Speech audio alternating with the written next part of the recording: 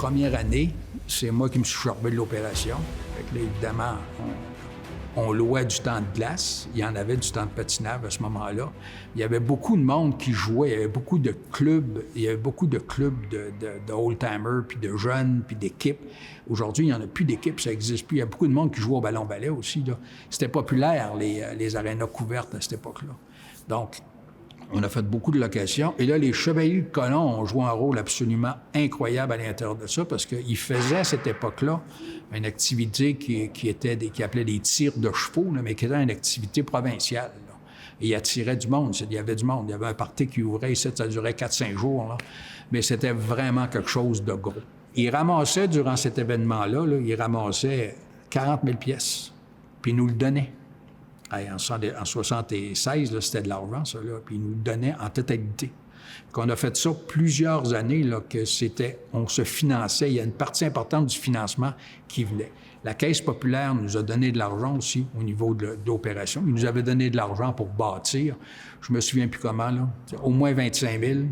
Puis ils nous donnaient de l'argent toutes les années pour opérer. Fait qu'avec les locations qu'on faisait, avec les activités que les Chevaliers de Colomb faisaient. Nous autres, on faisait des parties. On se faisait donner, à cette époque-là, on se faisait donner beaucoup de bière. Mike intervenait. Mike était un intermédiaire. Lui était connecté sur le gros câble pour avoir de la bière. Il pouvait avoir beaucoup de bière.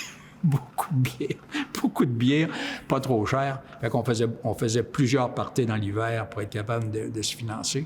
On a fini la première année d'opération avec 0 déficit. Puis après ça, ça a été jusqu'à ce que la municipalité la reprenne, l'aréna, là. Puis à ce moment-là, il y avait encore du bénévolat. Même si la municipalité l'a repris, il y avait beaucoup de bénévolat. Aujourd'hui, le bénévolat, ça n'existe plus, là. C'est tout disparu. C'est une tristesse inouïe, ça, là. C'est tout disparu, le bénévolat, ça n'existe plus. Armand Racine, c'est lui qui a parti la première caisse populaire à Guadeloupe. Et lui, il était très, très, très impliqué au niveau des loisirs. Il a toujours été impliqué au niveau des loisirs. Quand on a bâti l'aréna, il était mort depuis plusieurs années. Mais c'est sa femme qui était directrice de la caisse à ce moment-là. Et elle aussi, elle supportait beaucoup les loisirs, puis les jeunes, puis etc. Puis elle nous a supportés. Elle nous a supportés énormément. Elle nous a donné beaucoup d'argent. Elle nous a donné de l'argent toutes les années pour faire de l'opération. Puis elle nous a donné un montant d'argent important. La journée numéro 1, à travers les ristournes, là, elle nous a donné un montant d'argent. Il me semble qu'à la construction, elle nous a donné 50 000 pièces. Fait que là, sa contribution a tellement été importante puis elle voulait pas que ce soit son nom à elle. C'est elle qui a demandé de mettre le nom de son mari. C'est super important. La population a besoin de ça. Il faut absolument qu'on ait des loisirs, mais les loisirs, ça marche jamais tout seul. Qu'est-ce que tu veux?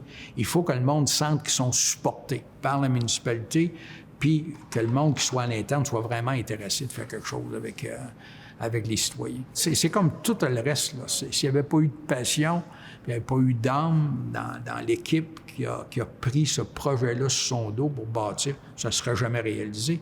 Puis c'est toujours comme ça dans la vie.